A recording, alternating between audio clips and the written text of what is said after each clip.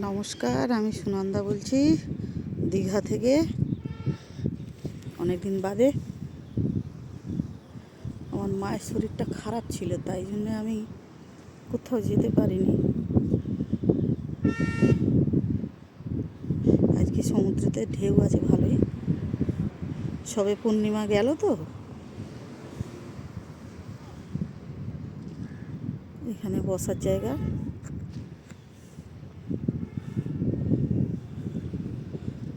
এর নিচেতে জল, মানুষ বসে একটু দেখতে পারবে।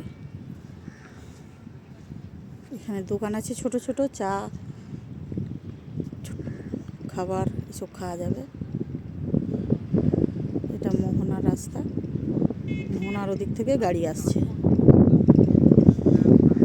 আপনাদের যদি ভালো লাগে তাহলে একটা লাইক করবেন আর শেয়ার করবেন, অন্যজনকে সুযোগ করে দেবেন দেখার জন্যে।